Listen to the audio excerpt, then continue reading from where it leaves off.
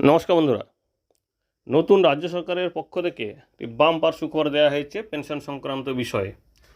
14ই মে 2026 নতুন রাজ্য সরকারের পক্ষ থেকে একটি বিজ্ঞপ্তি জারি করা হয়েছে। সেখানে বলা হয়েছে যে রাজ্য সরকারের অর্থাৎ পশ্চিমবঙ্গ সরকারের অধীনস্থ সমস্ত শিক্ষক এবং অশিক্ষক কর্মচারীদের ক্ষেত্রে যে ফ্যামিলি পেনশনের নিয়ম ছিল, সেই পেনশনের যে সিলিং ছিল আগে 3,500, সেটাকে বাড়িয়ে 9,000 করা হয়েছে। বিষয়টা কি একটু খোলসা করে বলা যাক। যে সমস্ত শিক্ষক এবং অশিক্ষক কর্মচারী বিভিন্ন শিক্ষা প্রতিষ্ঠানে কর্মরত ছিলেন, তাদের বা ডিপেন্ডেন্ট অর্থাৎ নির্ভরশীল বাবা বা মা যদি ফ্যামিলি পেনশনের যোগ্য হতেন এবং তাদের যদি মাসিক আয় 3,500 টাকার বেশি হতো, তখন তারা ফ্যামিলি পেনশন পেতেন না। কিন্তু নতুন নিয়মে এটাকে 9,000 টাকা করা হয়েছে। অর্থাৎ তাদের মাসিক আয় সে বিভিন্নভাবে যদি 9,000 টাকার বেশি হয় তাহলে ফ্যামিলি পেনশন পাবে।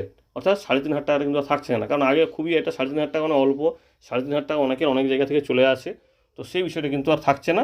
এবার এই নিয়মটা হলো কি, মাসিক আয় বাবা বা মায়ের মানে ওই শিক্ষক বা অশিক্ষক কর্মচারীর বাবা বা মায়ের যদি মাসিক আয় 9,000 টাকা পর্যন্ত হয়, তাহলেও কিন্তু উনি ফ্যামিলি পেনশন পাবেন। এই নতুন নিয়মটি কার্যকর হলো 14/5/2026 থেকে, এবং এটা নতুন রাজ্য সরকারের পক্ষ থেকে এই বিজ্ঞপ্তিটি জারি করা হয়েছে। আশা করি অবশ্যই এটাতে অনেকে উপকৃত হবেন। এবং এছাড়া যে অন্যান্য যে কন্ডিশানগুলো সবই একই আছে, সেটা নিয়ে আমাদের অন্যান্য ভিডিও আছে, সেটা নিয়ে আর বলছি না।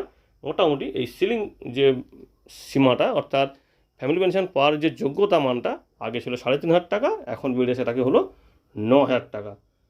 ধন্যবাদ।